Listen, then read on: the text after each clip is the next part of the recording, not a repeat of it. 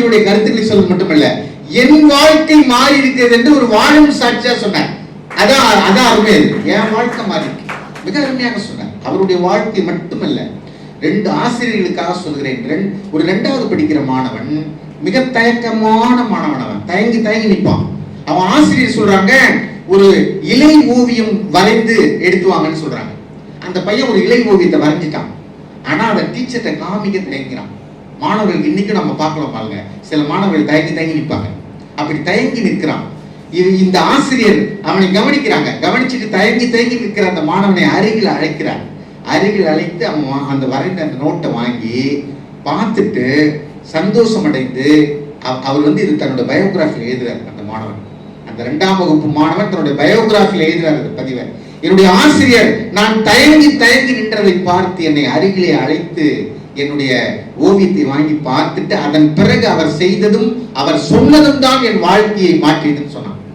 அந்த டீச்சர் அதை வாங்கி பார்த்துட்டு அந்த ஓவியத்தை எல்லா மாணவர்களும் பார்க்கும்படியாக காமிச்சு, நம்முடைய மாணவன் இருக்கிறானே, இந்த ஆர்கே லக்ஷ்மண் என்கிற அந்த மாணவன், அவர் தான் மிகப்பெரிய கார்ட்டூனிஸ்டாக, இந்தியாவினுடைய மிகப்பெரிய ஆர்கே நாராயணனுடைய சகோதரர் ஆர்கே லக்ஷ்மண் மிகப்பெரிய கார்ட்டூனிஸ்டாக வந்தார், இந்தியாவுடைய கார்ட்டூனிஸ்ட். அவருடைய பயோகிராஃபி அவர் சொல்றார், என்னுடைய ஆசிரியர் என்னுடைய ஓவியத்தை எல்லோரும் பார்க்கும்படியாக செய்து என்னுடைய மாணவன் ஆர்கே லக்ஷ்மண் எதிர்காலத்தில் சிறந்த ஓவியனாக வருவான், இந்த படம் அதை சொல்லுகிறது என்று என் ஆசிரியர் சொன்னார். என் வாழ்க்கை மாறியதுன்னு சொன்னார். அருமையான விஷயம் சொன்னார். எத்தனை ஞானிகள் வந்திருக்கிறார்கள், எத்தனையோ கருத்துக்களை சொல்லியிருக்கிறார்கள். ஒரு செய்தி சொல்லி நான் உங்களை அழைக்கிறேன். மோசேனுடைய 10 commandments அந்த படங்கள் கூட நீங்க பார்த்திருக்கலாம். இவர் சொன்னது மாதிரி யாரும் படம் பார்க்கறதில்லை, ஆனால் பாருங்கள் 10 commandments. அந்த சினாய் மலையில இறைவன் இஸ்ரவேலியரினுடைய நன்மையின் பொருட்டு மோசேவின் மூலமாக 10 commandments 10 கட்டளைகளை கொடுக்கிறான். அருமை பெருமக்களே, முதல் கட்டளை இறைவனை பற்றி பேசுகிறது. அதுக்கு அடுத்த வருகிற எல்லா போதனையும் நம்முடைய திருக்குறளில், நம்முடைய சைவத்தில், நம்முடைய அறத்தில் இருக்கிற கட்டளைகள். 5வது கட்டளைகள் சொல்றார். 5வது கட்டளை என்ன சொல்றாரு? உன் தந்தையையும் உன் தகப்பனையும் உன் தாயையும் கனம் பண்ணுவாயாகங்கிறார். 5வது கட்டளை. என்ன அருமையான விஷயம் பாருங்க. நாம் என்ன சொல்றோம் பாருங்க, அன்னையும் பிதாவும் முன்னறி தெய்வம், தந்தை தாய் பேன், அது அப்படியே நீங்க டிரான்ஸ்லேட் பண்ணுங்க, உன் தகப்பனையும் தாயையும் கனம் பண்ணுவாயாக. 5வது கமாண்ட்மெண்ட்ஸ். 6, 7, 8, 9, 10 எல்லாமே திருக்குறள் இருக்கிற அதிகாரம். காலேஜ் டீச்சருக்கு சொல்றேன், எல்லாமே. அதுக்கப்புறம் பொய் பேசாத, நேர்மையாரு, களவு செய்யாத, விபச்சாரம் செய்யாத, பெண்மனை நோக்காம சொல்றாரு, விபச்சாரம் செய்யாத, பிறர் பொருளை ஆசைப்படாத. இதுதான் 10 commandmentsல இருக்கு. யோசிச்சு பாருங்க, மோசேக்கு சொன்ன 10 commandments. இப்படி எவ்வளவோ வரலாறுகள், தத்துவங்கள், ஞானங்கள் இருக்கு. இதெல்லாம் கொஞ்சம் புக்கு படிக்கணும், இல்லைன்னா கொஞ்சம் கேட்கணும். வாருங்கள். அருமையாக மிக சிறப்பாக பேசியிருக்கிற நம்முடைய அண்ணாதுரை அவர்களுக்கு நன்றி சொல்லி, சேவை இயக்கத்தினுடைய நிறுவனர் அருமை நண்பர் தாமரை செல்வன் அவர்களுக்கு ஒரு பலத்த கைத்தட்டலோடு. அதுமாதிரி காணல இருக்கா? நிறைய மாறி இருக்கிறது. இது இன்னும் மாறல. அப்படிதான் இருக்கு. மாத்திடுவோம். தலைவர், கலாச்சார சங்கத்தின் தலைவர் இங்க வந்திருக்கிறார். நிச்சயமாக மைக்கை மாற்றி அதுதான் தலைவர். சைஸ் பத்தாது நினைக்கல. 10 ஒரு அருமையான பட்டிமன்றத்தின் இதுவும் மாறல. இந்த நேரத்தில் எதிர்கட்சிக்காரங்க சதி செய்யறாங்க. 23ஆம் தேதி வரைக்கும் அப்படிதான் இருக்கும். இல்ல, அதுக்கு பிறகும் அப்படிதான் இருக்க போகுது. இப்படிதான் ரொம்ப வருஷமா சொல்லிக்கிட்டு இருக்கோம், மாறிடும்.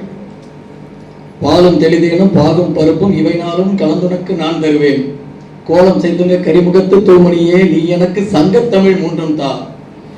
தாயையும் தமிழையும் வணங்கி அருமையான பட்டிமன்றத்தின் நடுவர் அவர்களை வணங்கி, இங்கே அமர்ந்திருக்கும் சான்றோர்களையும் பெரியவர்களையும் சகோதர சகோதரிகளுக்கும் முதற்கண் வணக்கத்தோடு, நடுவர் அவர்களே, அருமையான பட்டிமன்றம், நல்ல தலைப்பு. ஞானிகளின் வழிகாட்டுதலில் வாழ்க்கையில் மாற்றம் மாறி இருக்கிறதா, மாறவில்லையா? நீங்க அருமையான முகவரையில் சொன்னீங்க. ராமானுஜரை பத்தி சொன்னார். என்னுடைய குருநாதருக்கு அவங்க மனைவி பணிவிடை செய்யணும்னே உடனே மனைவிய ஆமா அவங்க அம்மா வீட்டுக்கு அனுப்பிட்டாரு.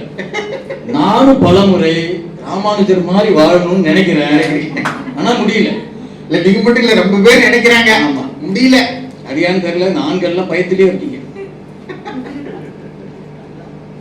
இந்த காலத்துல முடியாது. ஆமா, ஒருவேளை ராமானுஜர் வந்தா கூட முடியாது. அப்படி மாறி இருக்கு. இந்த தலைப்போட்டி ஞானிகளின் வழிகாட்டுதலில் வாழ்க்கை மாறி இருக்கிறதா அப்படின்னு கேட்டீங்க. உண்மையிலேயே மாறி இருக்கு. அதை ஏத்துக்கலாம். எப்படி மாறி இருக்கிறது என்பதுதான் கேள்வி. அவங்க சொன்ன மாதிரி மாறி இருக்கா அப்படின்னா அவங்க சொன்ன மாதிரி மாறல, அதுக்கு நேர் எதிராக தான் மாறி இருக்கு. இங்க அருமையான டாக்டர் பொன் அண்ணாதுரை அவர்கள் ரொம்ப நிறைய அருமையா பேசினாங்க. வாதியார் சொன்னார் ஒரு சொல். ஒரு வாதியாரு அவரை பார்த்து, நீ டாக்டர் ஆகிடுவா, இவன் டாக்டர் அப்படின்னாரு. உண்மையிலேயே டாக்டர் ஆகிட்டு ஒரு பெரிய கைத்தட்டல் கொடுத்துடலாம். உண்மையிலேயே நம்ம நடுவர் சொன்ன மாதிரி ஆயிரக்கணக்கானவர்களை உயிரோடு கொண்டு வந்தது.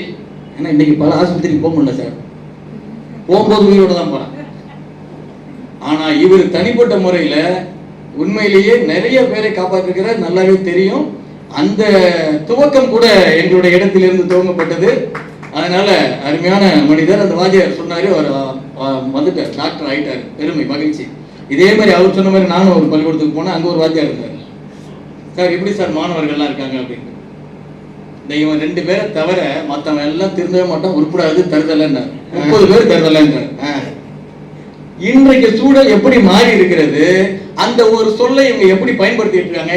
இந்த மாற்றம் தான் இருக்க ஒழிய நீங்க சொன்ன ஞானிகளின் வழிகாட்டுதலில் மாறி இருந்தால் இன்றைக்கு அப்படிப்பட்ட வார்த்தைகள் வந்திருக்காது. இன்னைக்கும் இருக்கு.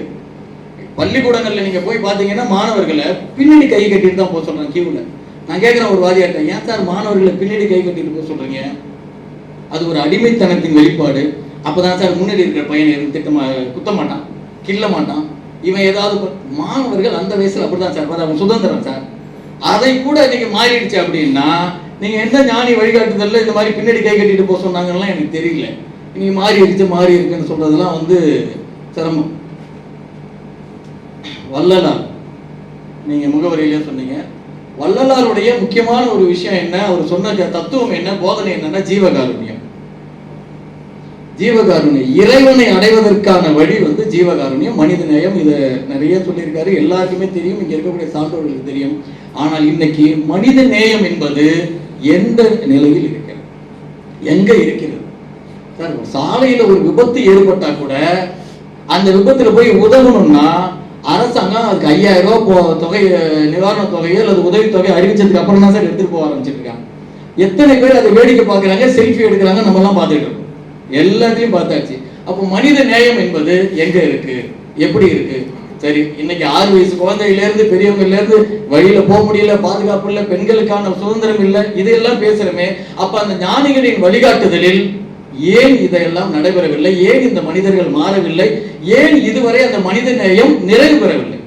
மனித நேயம் ஏன் குறைஞ்சிக்கிட்டு இருக்கு அப்படின்னா இன்னும் மாறல. அந்த வழிகாட்டுதல்ல இன்னும் மாறவே இல்லை, வழிகாட்டுதலை நாம் பின்பற்றவே இல்லை.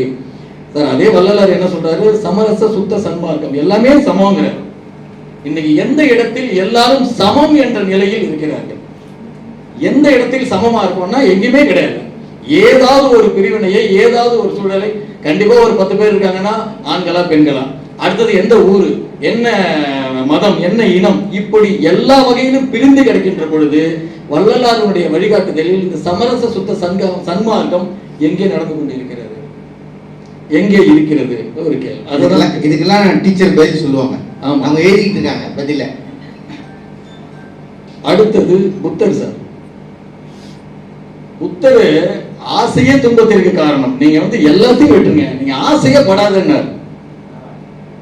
ஆசைதான் எல்லா துன்பத்துக்கும் காரணம் எவ்வளவும் சொன்னவரு. இங்கேயாவது அங்கங்க இருக்கக்கூடிய ஒரு 1-2 நாடுகள்ல புத்தரை பின்பற்றவங்க 1-2 பேர் இருக்கலாம், அங்க இருக்கா இல்லையாங்கிறது கூட அப்புறம் போவோம். ஆனால் புத்தரை முதன்மையாக கொண்டு அதனுடைய வழியில் நடக்கக்கூடிய நாடு பக்கத்துல இருக்கிற ஸ்ரீலங்கா, இலங்கை. இந்த இலங்கையில இன்னைக்கு எப்படி புத்தருடைய வழிகாட்டுதல்ல அந்த மனிதர்கள் இருக்கிறாங்க, அங்க வழி நடக்குதா அப்படின்னா எவ்வளவு போராட்டம், எவ்வளவு மனித உயிர்கள் அழிந்தது, இது எல்லாம் புத்தரின் வழிகாட்டுதலில் அங்கு மாறி இருக்கிறது சொன்னா நான் டாக்டரையும் ஆசிரியரையும் என்ன சொல்றதுன்னு தெரியல. நான் என்னுடைய கவிதையில இந்த ஈழப்போர்ல அதை பதிவு செய்தேன். ஈழப்போரில் முதல் பலி புத்தன் என்று எழுதியிருக்கேன். அருமையா, அவ்வளவுதான். பட்டிமன்றம் தீர்ப்பு வந்துருச்சு, நிறைவு பண்ணிக்கலாம். இது நடுவருடைய கவிதையை நம்ம வந்து சாட்சியாக எடுத்துக்கலாம், நிறைவு பண்ணலாம்னு நினைக்கிறேன். இருந்தாலும் போவோம். புத்தர் சொல்றாரு, வன்முறையை தவிர்த்து அகிம்சையை பின்பற்று,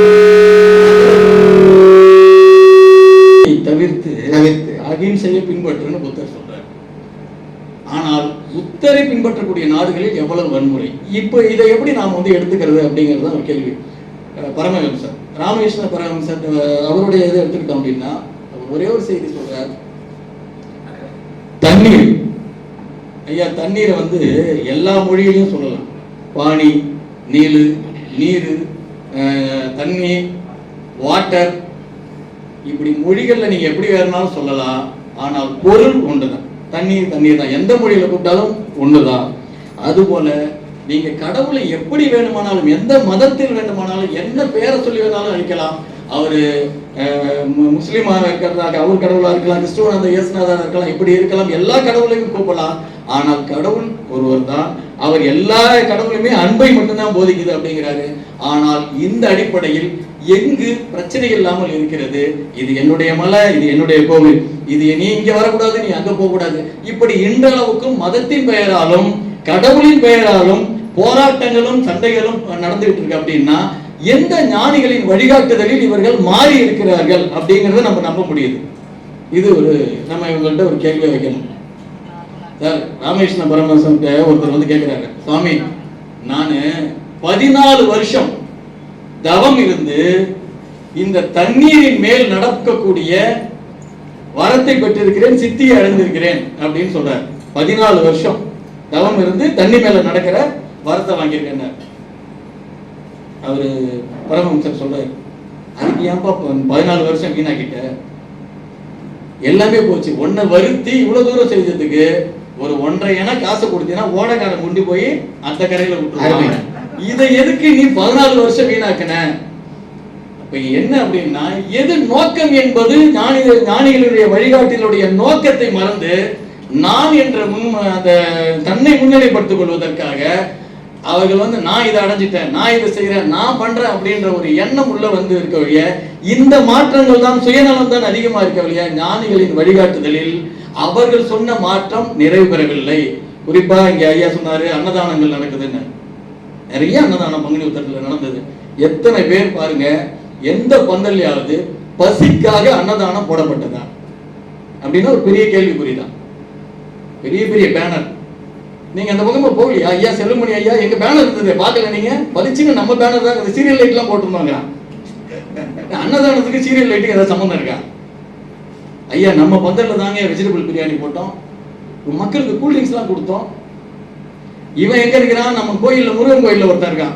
இவன் இங்க இருந்து போன் பண்றான், சந்திர நீ எங்க இருக்க? அப்படியே நேரம் வந்தீங்கன்னா அந்த 8 ரோடு காவடி போற வழியில கூல்ட்ரிங்க்ஸ் கொடுக்குறாங்க. நான் முருகனை விட்டான் சார், நேரம் கூல்ட்ரிங்க்ஸ் வந்து.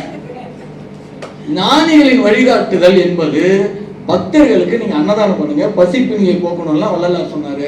ஆனா இவங்க பெயரை வாங்குவதற்காக, ஒரு புகழுக்காக, விளம்பரத்துக்காக அன்னதானம் போட்டுக்கிட்டு இருக்காங்க. திருவாய் கூட்டுவது பொதுநலத்துண்டு, ஊரா தெரிந்து கொள்ள படம் பிடித்தால் சுயநலம் உண்டு. அந்த காலத்திலே பாடியிருக்காரு இல்ல? என்ன அருமை. இந்த அடிப்படையில் ஞானிகளுடைய வழிகாட்டுதல் எல்லாம் போய்கிட்டு இருக்காங்க. இதை தான் நாங்கள் சொல்லிக்கிட்டு இருக்கோம். பட்டணத்தாருங்க, நிலையற்ற உலகில் வாழ்வின் மீது பற்று வேணாங்க. பற்றே இல்லாததுதான் ஒரு நல்ல வாழ்க்கை. நிலையற்ற வாழ்க்கை இல்லை, நீங்க எப்படி வாழணும்னா பற்று இல்லாம வாழுங்க. இன்னைக்கு யார் பாருங்க, குறைஞ்சபட்சம் இந்திரா நகர்ல 2 வீடு இருந்தா, திருச்சி அங்க என்ன பிளாட் இருக்கு, பாண்டிச்சேரியில பிளாட் இருக்கா, இங்க இருக்கா, அங்க இருக்கா, இப்பயும் வாங்கலாமா போலாமா, அதை என்ன பண்றதுன்னு தெரியல. சார் பையன் எங்க சார் இருக்கான்? பையன் வந்து ஆமா சார் பாம்பேல ஒர்க் பண்ணிட்டு இருக்கான், இன்னொரு பையன் வந்து மும்பைல இது லண்டன்ல இருக்கான். ரைட்டு, அப்புறம் எதுக்கு சார் இங்க 3 வீடு? அது பாட்டுக்கு இருந்துட்டு போட்டுங்க, அடுத்து தேடிட்டு இருக்காங்க சார். எத்தனை பேர் இன்றைக்கும் பணி ஓய்வு முடிந்து ஒரு நல்ல லம்சமா அமௌண்ட் வாங்கினதுக்கு அப்புறமும் நிறைய இருக்கு சார். எம்எல்ஏ பிசினஸ் ஒரு பேக் மாட்டிக்கிறான் சார். நீங்க 3 பேர் சேர்த்து விடுறீங்களா சார்? உங்க கூட ரிட்டையர் ஆனவங்க எல்லாம் சும்மா தானே இருக்காங்க இந்த பக்கம். நீங்க அவங்களெல்லாம் சேர்த்து வந்தீங்கன்னா சார், நாங்க ஒரு கிரீடம் வச்சு இந்திரா நகர்ல போய் பார்த்தா தெரியும் சார், மண்டபத்துல ஒரு கிரீடம் வச்சு உங்களை ராஜா மாதிரி கூப்பிட்டு வருவோம் சார். உங்களுக்கு கோல்டன் பிளாட்டினம்னு பேர்லாம் கொடுப்போம் சார். எனக்கு புரியல. பற்று இல்லாத வாழ்க்கையை வாழணும்னு பட்டணத்தாரில இருந்து எல்லாருமே சொல்லிட்டு போயிருக்காங்க. பெரிய பெரிய ஞானிகள் சொல்லிட்டு இருக்காங்க. எதை நோக்கி இவங்க வாழ்ந்து கொண்டு இருக்கிறார்கள்? இது என்ன மாறி இருக்குன்னு தெரியல. நீங்களும் எழுதிட்டு இருக்கீங்க, வந்துடுங்க, அடுத்த தடவை வந்து பேசலாம். சித்தர்கள் சார் உணவே மருந்து. உடம்பு உள்ளுக்குள்ள ஐயா கூட சொன்னாரு, பொன்னானவர் ஐயா டாக்டர் சொல்லும்போது கூட என்ன சொன்னாருன்னா, கடவுள் எங்க இருக்காரு? உங்க உள்ளுக்குள்ள இருக்காரு, உள்ளத்துல இருக்கிறார். சார் உள்ளத்துக்குள்ள கடவுள் இருக்கிறாரு அப்படிங்கிறத வழிகாட்டுதல்ல நம்ம நினைச்சிருந்தோம்னா அவன் சரி இருக்கிறாரு. அவன் ஏதோ வண்டி வாங்கியிருக்கான், அவன் போற வழியில் அது எப்பயாவது இடிபட்டு ஒரு ஆக்சிடென்ட் ஆச்சுன்னா சந்தோஷப்படுறான். அடுத்தவன் முன்னேறினா பொறாம பார்க்கலாம். இது எப்படி உள்ளத்தில் கடவுள் இருக்கிறாரு அப்படிங்கிற ஒரு எண்ணம் இருக்கின்ற போது மற்றவர்களை வசைபாடுவதோ அல்லது பொறாமைப்படுவதோ இது எல்லாம் எப்படி நடக்கும்? அப்ப வழிகாட்டுதல் இங்கே மாறவில்லை, வேறு மாறாக மாறி இருக்கிறது. ஒரே ஒரு செய்தியோடு இங்கு உரையை நிறைவு முடிக்கிறேன். தாயின் காலடி சொர்க்கம்னு நபிகள் நாயகம் சொன்னாருங்க அப்படின்னு சொல்லிட்டு ஐயா சொன்னார். அருமையான விஷயம் இது. நம்ம முன்னாள் ஜனாதிபதி ஏபிஜே அப்துல் கலாம் ஐயா கூட அங்க போகும்போது வெளியில போகும்போது கேட்டாங்களா, நீ எங்கேருந்து வந்திருக்கும் போது நான் சொர்க்கத்திலேருந்து என்னங்க சொல்றீங்க? ஆமாம், தாயின் காலடி சொர்க்கம்னு சொல்லியிருக்காங்க. நான் இந்திய தாயின் காலடி ராமேஸ்வரம் அங்கேருந்து வர்றதுனால நான் சொன்னேன்னு சொல்லுவாங்க. உண்மைதான். தாயின் காலடி சொர்க்கம் என்றால் நான் சொல்றவனுக்கு ஓட்டு போடல அப்படின்னா விஷம் வச்சு கொன்னுடுவேன்னு இந்த தலைமுறை சொல்லுது. எங்க அப்பாவையும் அம்மாவையும் விஷம் வச்சு கொன்னுடுவேன், நான் சொல்றவங்களுக்கு ஓட்டு போடலன்னா என் புருஷனையே டைவர்ஸ் பண்ணிடுவேன் அப்படின்னு சொல்லக்கூடிய இந்த காலகட்டத்தில் ஞானிகளின் வழிகாட்டுதலில் எதுவும் மாறவில்லை, எதிர்மாறாக மாறி இருக்கிறது என்று கூறின வாய்ப்புக்கு நன்றி பாராட்டி விடைபெறுகிறேன். நன்றி. அந்த அன்பு கட்டளை இணங்க நீங்க முன்னாடி வாங்க. எங்களுடைய ஆசிரியர் ரொம்ப மகிழ்வு, மிக சிறப்பாக பேசி அமர்ந்திருக்கிற நண்பர் தாமரை அவருக்கு வாழ்த்துக்களை சொல்லி, இன்னைக்கு சமூகம் எங்க சார் நல்லா இருக்கு பாருங்களேன், எல்லாமே கெட்டு போய் தானே இருக்கிறது. ஒரு பள்ளிக்கூடத்தில் தொடங்கி எல்லாமே கெட்டு போய் இருக்கிறது. எல்லா இடத்துக்கும் தெரியும். விவாகரத்து வழக்கு நான் இலங்கைக்கு போயிருக்கிற போது அங்க கூட சொல்றேன், இங்க விவாகரத்துகள் அதிகமாகி இருக்கு. உலகம் முழுக்க இங்கே அதிகமாகி இருக்கு. உடைச்சிட்டான், அன்பு மரணம் உடைத்து விட்டான். அப்போ விவாகரத்துகள் அதிகமாகி இருக்கிறது. ஆண் பெண் உறவுகள் சிக்கலாகி இருக்கிறது. இல்லறமே சிக்கலாகி இருக்கே சார் அப்படிங்கிற இடத்துக்கு நாம் வந்து சேர்ந்திருக்கோம் இல்லையா? அப்படியானால் இது ஏன் இப்படி ஆனதுங்கிற போது ஒரு பாடல் வரி எனக்கு நினைவு வருகிறது. அந்த பாடலை மட்டும் ஒரு 4 வரி சொல்லிட்டு அடுத்த பேச்சாளர் இவருக்கு பதில் சொல்ல வருகிறார். இதுவும் நான் இந்த படம் தான் நான் சொன்னதை போல கிட்டத்தட்ட 1959 வந்த படம். ஆனால் இன்றைக்கும் இந்த சமூகம், கணவன் மனைவி உறவுகள் எல்லாம் எவ்வளவு கொடுமையாக இருக்கிறது என்று இந்த பாடல் பழைய எல்லாருக்கும் நினைவு வரும்னு நினைக்கிறேன். சிவாஜியும் பத்மினியும் நடிச்ச தங்கப்பதுமே நினைக்கிற அந்த படம். அவர் அப்படியே கண்ணு தெரியாம கண் போய் நிற்பார், பாதிக்கப்பட்டு நிற்பார். ஈடற்ற பத்தினியின் இன்பத்தை கொன்றவன் நான், எவன் தப்பு செஞ்சானா அவனுக்கு தண்டனை கிடைக்குங்கிறத 1959 பதிவு செய்த பாடல். இன்றைக்கு இந்த பாடலுடைய அர்த்தம் மாறி இருக்கிறதா என்றால் மாறவே இல்லை, அப்படியே இருக்கு. இன்னைக்கு நடக்கிற குடும்பத்தில் நடக்கிற அதில் தவறு செய்கிற ஆண்கள் பெண்களுக்கு பொருத்தினா அப்படியே இருக்கு இந்த பாடல். கொஞ்சம் கவனிங்க. ஈடற்ற பத்தினியின் இன்பத்தை கொன்றவன் நான், அவள் இதயத்தில் கொந்தளித்த இன்பத்தை கொன்றவன் நான், வாழ தகுந்தவளை வாழாமல் வைத்துவிட்டு பாடும் பரத்தையினால் பண்புதனை கொன்றவன் நான், அந்த கொலைகளுக்கே ஆளாகி இருந்து விட்டேன், இனி எந்த கொலை செய்தாலும் என்னடி என் ஞான பெண்ணே அப்படின்னு போற. அவருக்கு இப்படி அவங்க அத்தான்னு கேள்வி கேட்பாங்க. நீங்க அந்த போய் அந்த காட்சி சின்ன குறும்படத்தில் பாருங்க, நீங்க கதறுவாங்க. பத்மினி கண்ணு ஏன் போச்சுன்னு கேட்பாங்க. நான் ரொம்ப இதுல நீட்டா போனா ரொம்ப கஷ்டமா இருக்கும், நீங்க அதை போய் பார்த்துக்கோங்க. கண்ணு ஏன் போயிடுச்சு உங்களுக்குன்னு கேட்கிறாங்க. கண்ணு ஏன் போன, நீங்க செஞ்ச தப்புக்கு தான் கண்ணு போச்சு, அவன் செய்த அட்டூழியங்களுக்கு கண்ணு போச்சுங்கிறத ரொம்ப அழகா சொல்றார். கொடுத்தவனே பறித்து கொண்டாண்டி, மானே வளர்த்தவனே வெறுத்து விட்டாண்டி, கண்ணை கொடுத்தவனே பறித்து கொண்டாண்டி, மானே வளர்த்தவனே வெறுத்து விட்டாண்டி. ஏன் சார்? பொருத்தமான துணை இருந்தும் பொங்கி வரும் அழகிருந்தும் போன பக்கம் போக விட்டேன் பார்வையை, பொருத்தமான துணை இருந்தும் பொங்கி வரும் அழகிருந்தும் போன பக்கம் போக விட்டேன் பார்வையை, அவன் பொறுத்திருந்தே புரிந்து கொண்டான் வேலையை. என்ன அற்புதமான கருத்து பாருங்க. அதனால என் கண்டு போச்சுன்னா, கடவுள் எப்படிப்பட்டவர்? கருணையே முடிவானவர். அவர் கேட்கிறா, கருணையே வடிவான கடவுளா உங்கள் கண்களை பறித்துக் கொண்டான தான் என்று கேட்கிறார். என்ன அருமையான வரி பாருங்க. அதுக்கு பதில் சொல்றாரு, கடவுள் அப்படி செய்ய மாட்டார். நீங்க கோவலன் வந்து தப்பு செய்யும் போதெல்லாம் கம்முன்னு இருந்தார் கடவுள். அவன் திருந்தலாம் நினைக்கும் போது திருப்பி அடிச்சார். அதான் உண்மை. நேரில் செய்ய மாட்டார். அப்படியே வந்து அவர் சொல்றாரு, கருணையே வடிவமான தெய்வமா உங்கள் கண்களை பறித்ததான் என்று கேட்கும் போது அவர் சொல்றான், எதிரில் வந்து கெடுக்கவில்லை, இதயம் இடம் கொடுக்கவில்லை. எதிரில் வந்து கெடுக்கவில்லை, இதயம் இடம் கொடுக்கவில்லை. எங்கிருந்தோ ஏவி விட்டான் கிளியை, அது என் தலையில் போட்டதடி படியை. அருமையான வாசகங்க. இது என்னன்னா, ஏன் என்றால் அவன் சொல்றான், மனைவியை குழந்தையை மறந்து திரிந்தவனை, மனைவியை குழந்தையை மறந்து திரிந்தவனை வாழ்த்துவதாகாதடி தங்கம், மன்னிக்க கூடாதடி. என்ன அருமையான பாடல்கள், என்ன அருமையான வரிகள் பாருங்க. அப்போ இன்றைக்கு வரைக்கும் இது மாறி இருக்கிறதா என்று சொன்னால், தவறை நோக்கி போகிறவர்கள் போய்கொண்டே இருக்கிறார். இன்னைக்கு அதுவும் இந்த செல்போன் வந்து விட்ட காலத்தில் காதல் எல்லாம் கள்ளக்காதலாக மாறி போனது. இதுக்கு வந்து வரைமுறை இல்லை, வயது இல்லை, பாலியல் குற்றங்கள் பெருகி இருக்கிறது, வன்கொடுமைகள் பெருகி இருக்கிறது, எல்லாமே மாறி இருக்கு. சார் எங்க சார் ஞானிகள் சொன்னதை கேட்டான்னு அற்புதமாக கேள்வி கேட்டார். பதில் சொல்ல வருகிறார் ஆசிரியர் அங்கேற்கனி அவர்களை உங்கள் பலத்த கைத்தட்டலோடு அவரை அழைத்து வருகிறேன். மிக சிறந்த நெய்வேலியின் மிக சிறந்த பேச்சாளர், அருமை தோழி. அங்கே டீச்சர் ஃபாலோ பண்ணுவாங்க, எனக்கு அதில் நம்பிக்கை இருக்கு.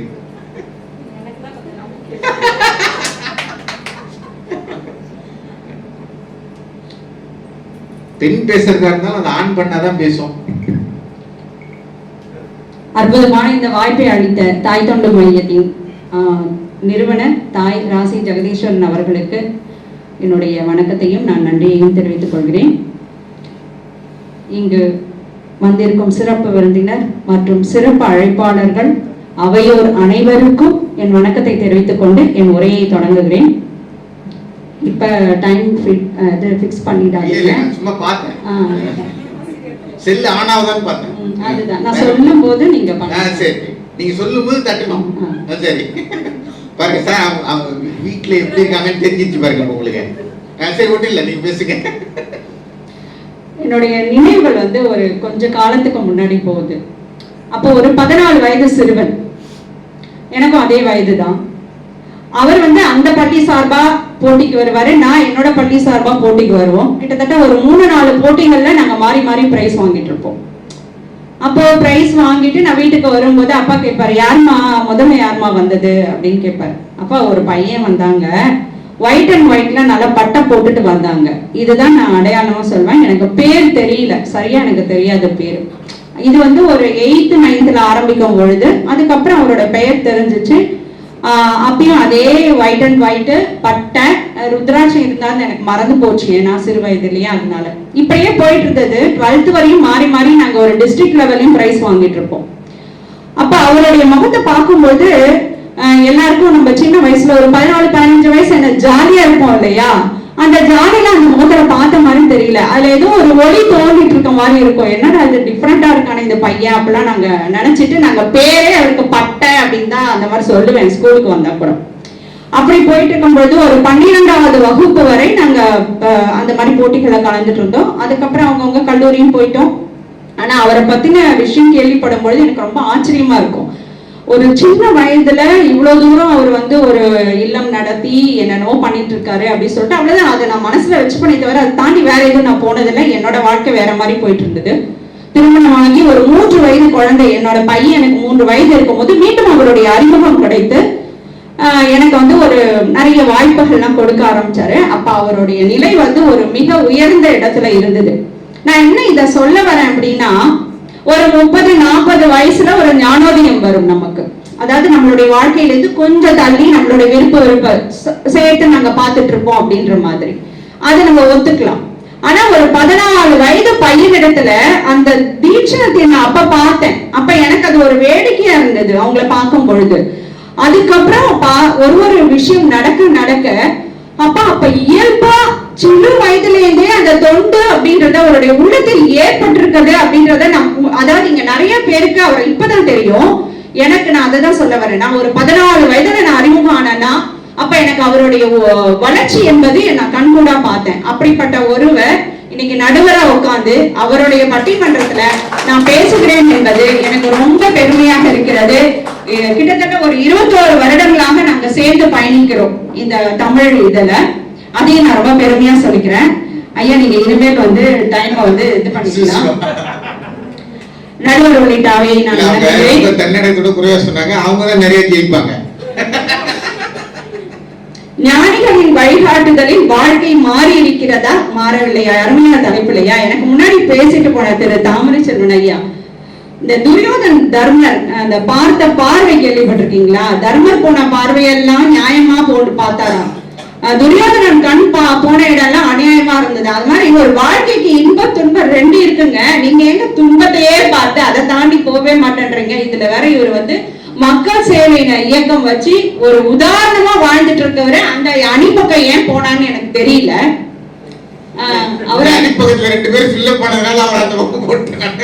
வேற வழி இல்லாம அங்க போய் அவர் அதுக்கு தகுந்த மாதிரி பேசியிருக்காரு. நம்மளுடைய வாழ்க்கையை நாம் சரியாக வாழ்ந்து கொண்டிருக்கிறோமா? எப்படி நம்மளுடைய வாழ்க்கை சென்று கொண்டிருக்கிறது? கொஞ்சம் தள்ளி நின்று நம்ம பார்க்கும் பொழுது இந்த உலகத்தில் அத்துணை ஞானிகள் வாழ்ந்து தங்களை உணர்ந்தது மட்டுமல்லாமல் நமக்கும் நிறைய விஷயங்களை உணர்த்திவிட்டு போயிருக்கிறார்கள். அவர்களின் வழிகாட்டுதலின் பேரில் இன்று நாம் நம்மளுடைய நம் வாழ்க்கை வந்து மாறி இருக்கிறது என்பதுதான் உண்மை நடுவர் அவர்களே. அதாவது உலகிலேயே இறைத்தன்மை மிகுந்த நாடு, ஒரே நாடு அப்படின்னா நம்ம இந்தியா தான், பாரதம் தான், இல்லைங்களா? அது ஒத்துக்கிறீங்களா? அதாவது ஏகப்பட்ட மகான்கள் பக்திமான்கள் வாழ்ந்த மறைந்த நாடு. அவர்கள் உருவாக்கின அந்த பக்தி இலக்கியங்களை படிச்சா போதும். இப்பேற்பட்ட நாட்டுல பிறந்துட்டு அவர்களுடைய வழிகாட்டுதலில் நம்முடைய வாழ்க்கை மாறவில்லை அப்படின்னு 2 பேர் என்னுடைய சகோதரனும் சகோதரியும் பேச வந்திருக்காங்க. இது என்ன சொல்றதுன்னு எனக்கு தெரியல. நடுவர்களே, நம்மளுடைய காலத்துல பள்ளிக்கூடங்களில் பாத்தீங்கன்னா நீதி போதனை வகுப்பு இருக்கும், தையல் வகுப்பு இருக்கும், இசை பிடி வகுப்பெல்லாம் இருக்கும் இல்லையா? அதெல்லாம் ரொம்ப ஜாலியா இருக்கும். அதனால அந்த வகுப்பு வாரத்துல ஒரு நாள் இருந்தாலும் என்னைக்காவது வராதா அப்படின்லாம் நம்ம யோசிச்சுட்டு உட்காந்துட்டு இருப்போம், சந்தோஷமா இருப்போம். இந்த எக்ஸாம் கிட்ட நெருங்க நெருங்க என்ன ஆகும்னா அது ஸ்வாகா, கடன் வாங்கிப்பாங்க டீச்சர். அப்போ அந்த மனநிலையே நமக்கு சந்தோஷமா இருக்காதுன்னு வச்சுக்கோங்களேன். ஏன்னா நான் மாணவியா இருந்த போது உணர்ந்திருக்கேன், நான் டீச்சரா ஒர்க் பண்ணும் பொழுது அதை நான் அந்த ஸ்வாகாவை நானே பண்ணியிருக்கேன். அதனால சொல்றேன் நானு. இப்படிப்பட்ட அந்த ஒரு சூழலை நாம வாழ்ந்துட்டு இருந்தோம். அதாவது இந்த வாழ்க்கையை மாற்றக்கூடிய, மனதை ஒருங்கிணைக்கக்கூடிய, நம் ஆரோக்கியத்தை மேம்படுத்தக்கூடிய அளவிற்கு இறைவனால் கொடுக்கப்பட்டு ஞானிகளால் வளர்க்கப்பட்டு அந்த விழிப்புணர்வு இன்னைக்கு வந்திருக்கு அப்படின்னா அது யோகாவால தான் நடுவர்களே. அற்புதமான ஒரு விஷயத்தை வந்து நம் ஞானிகள் வந்து அழகா கண்டுபிடிச்சு நமக்கு கொடுத்திருக்காங்க. ஆனா அது நமக்கு கிடைக்கல. லேட்டா வந்தாலும் இன்னைக்கு லேட்டஸ்டா கிடைச்சிருக்கு. அதான் உண்மை. இன்னைக்கு பள்ளிகளில் அது கட்டாயமாக்கப்பட்டுள்ளது இல்லையா? ரொம்ப நல்ல விஷயம் அந்த விஷயம். இன்னைக்கு 4 வயசு முதல் ஒரு 80 வயது முதியோர்கள் வரை இன்னைக்கு யோகா கத்துட்டு இருக்காங்க. அதாவது 80 வயது முதியோர்கள் வந்து இன்னைய காலகட்டத்திலையும் அதை பயன்படுத்தி, ஆகா இது நமக்கு முன்னாடி கிடைக்கல, எனக்கு ரொம்ப வருத்தம். நான் ஒரு 10 வருடமா பண்ணிட்டு இருக்கேன், அதோடைய பலனை அனுபவிச்சுட்டு இருக்கேன், அவ்வளோ நல்லா இருக்கு. அப்படி இருக்கும் போது இதை முன்னாடி நமக்கு ஏன் தெரியல அப்படின்ற உணர்வு எனக்கு அப்பப்பா வந்துட்டே இருக்கும்.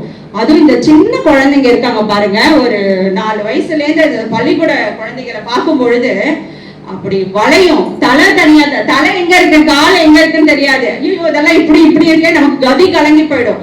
அந்த அளவுக்கு அற்புதமா பண்ணிட்டு இருக்காங்க. இன்றைய தலைமுறை அந்த உடல் ஆரோக்கியத்தை பற்றிய விழிப்புணர்வுக்கு இன்னைக்கு வந்து நம்ம கொண்டு வந்திருக்கோம் அந்த குழந்தைகளை. அது வருங்கால சமுதாயத்திற்கு நல்லது தானே. அவர் ஞானிகள் பண்ணிட்டு போனது நம்ம இன்னைக்கு நல்லதானே பண்ணிட்டு இருக்கோம்.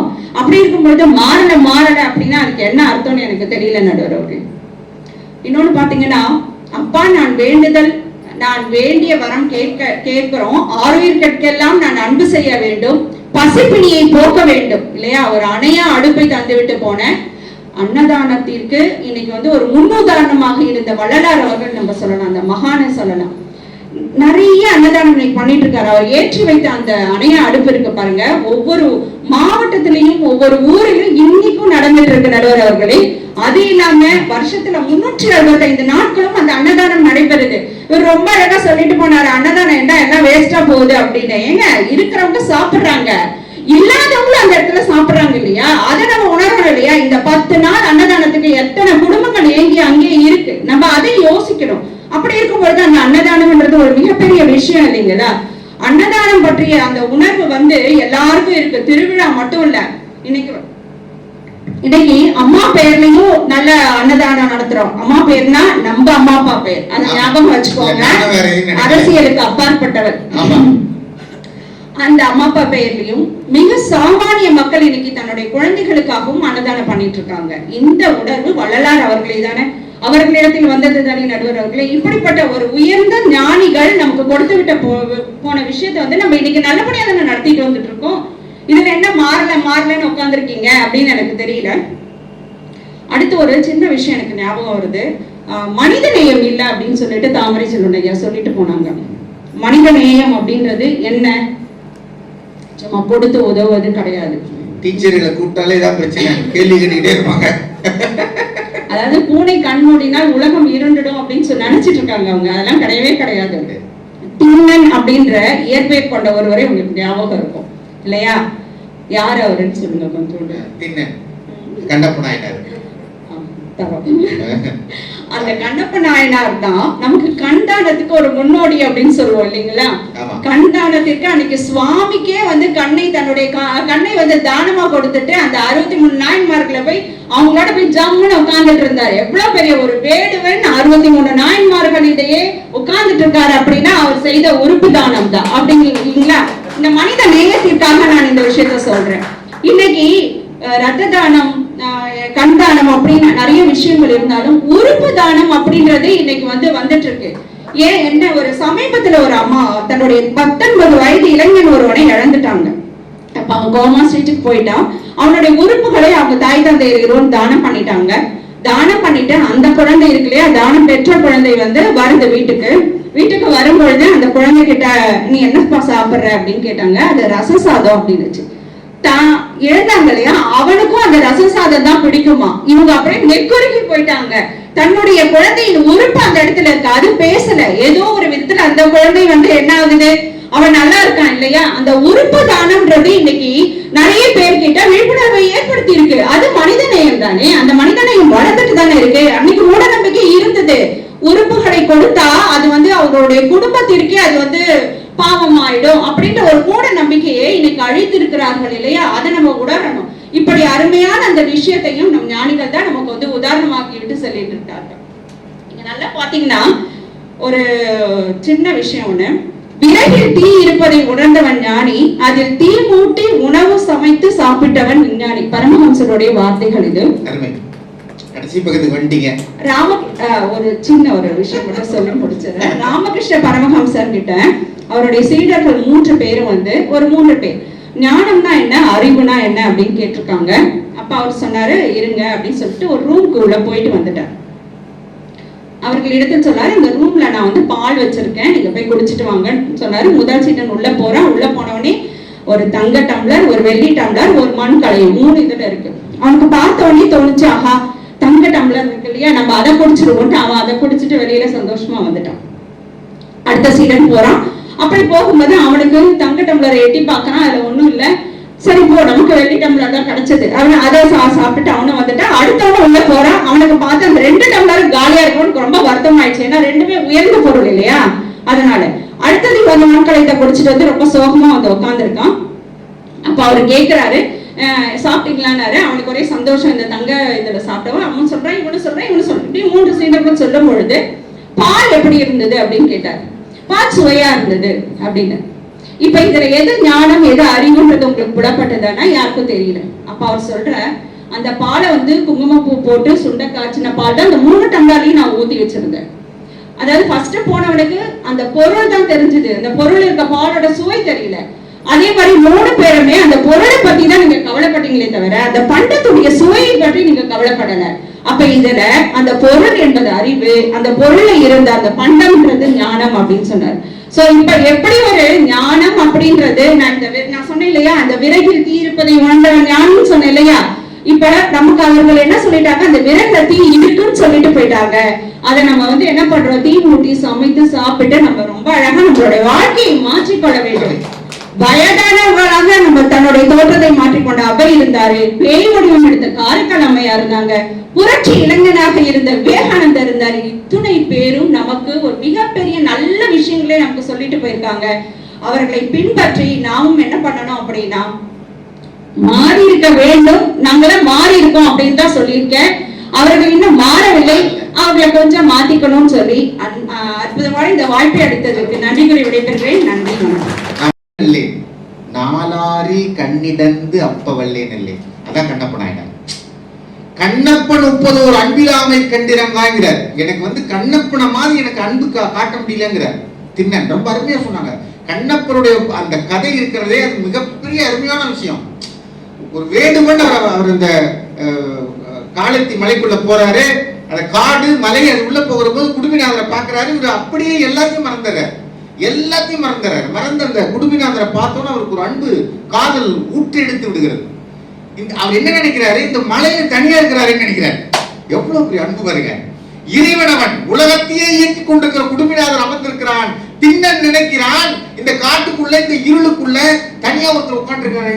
இவருக்கு யார் சாப்பாடு போடுவார், இவர் யார் குளிப்பாட்டுவார்னு நினைக்கிறான் சார். இதான் கண்ணப்பன் ஒப்பது ஒரு அன்பிலாமை. உடனே அங்கே நிக்கிறான், அங்கே நின்றான், வீட்டுக்கு போல அங்கே தங்கிறாரு. தண்ணி எடுத்துட்டு வர்றாரு. எப்படி? வாயில போய் தண்ணி எடுத்துட்டு வர்றாரு. அவருக்கு என்ன சாப்பிடுவார்? இவன் யாரு? வேண்டுவான். வேண்டு அடிக்கிறான். பன்றி மாட்டுது, அடிக்கிறான். பன்றியை சுடுறான்.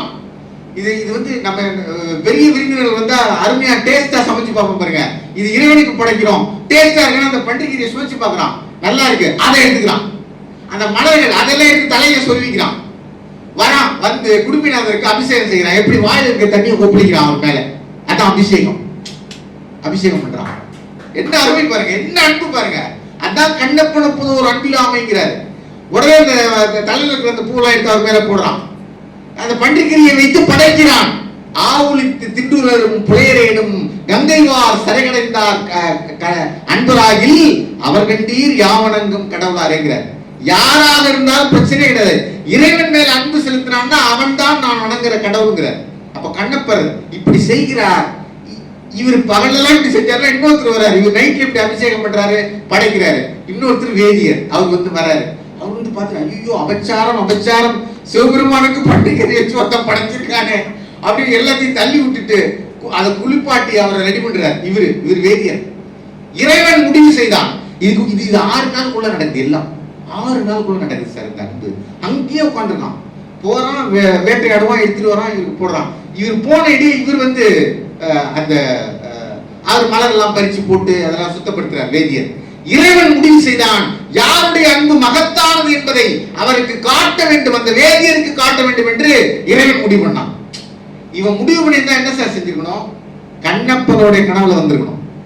ஏன் எப்படி பூஜை செய்யறதுங்கிறத கத்துக்கோ, அவர் பூஜை செய்யறத பார்த்து கத்துக்கோன்னு இறைவன் முடிவு செய்தால் என்ன செய்திருக்க வேண்டும்?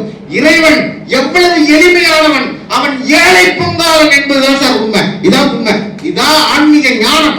இறைவன் எப்போதும் ஏழை பங்காளனாக இருக்கிறான். அதான் அடிப்படை. அவன் நினைச்சிருந்தா கண்ணப்பன ஒரு நாயனாருடைய கனவுல தான் போயிருக்கணும். போல அவரோட கனவுல போனான், வேதியருடைய கனவுல போனான். வேதியருடைய கனவுல போய் நீ நாளைக்கு வா, இந்த பூஜை என்னன்னு காட்டி கொடுக்குறேன்னா அவர் இறைவனே வந்து கூப்பிடுறாரு. இந்த நேரத்துல வந்து ஒளிஞ்சு நின்று பாருன்னு சொல்றாருன்னு சொல்லி ஒளிந்து நின்று பார்த்தார். கண்ணப்பர் இதே கோலத்துல வந்தார். இந்த கதையெல்லாம் நமக்கு தெரியும். அதுக்குள்ள இருக்கிற அன்புதான் மகத்தானது. அப்போ கண்ணில் இருந்து ரத்தம் வருகிறது. உடனே இவருக்கு புரியல. இலையெல்லாம் கசக்கி ஊத்தி பார்க்கிறாரு, இல்ல கண்ணை நோண்டி வைக்கிறாரு நின்னது. உடனே அப்பா நின்று அப்ப பாருங்க, இது நாமெல்லாம் இது இந்த அன்பு நமக்கு வருமா? இறைவன் மேல இவ்வளவு அன்பு வருமா? முடியாது. இதான் கண்ணப்பன பொது ஒரு அன்பு. ஏன் 6 நாள்ல முக்தி கொடுத்தான்? இந்த அன்புக்காக தான். தன்னை மீறிய அன்பு. உடனே இவர் மிரண்டுட்டார். வேதியர் அப்படியே மிரண்டுட்டார். என்னடா இப்படி ஒரு அன்பாடா? ரத்தம் வந்து நம்மால் ஓடுவான் தலை தெரிக்க இந்த பக்கம். ஒருத்தன் கண்ணை எடுத்து வச்சுட்டு சிரிக்கிறானே, நின்று போயிடுச்சு நினைச்சு இவர் சிரிக்கிறார். மறுபடியும் இன்னொரு அடி அடிச்சார் இறைவன். அடுத்த கண்ணில் ரத்தம்.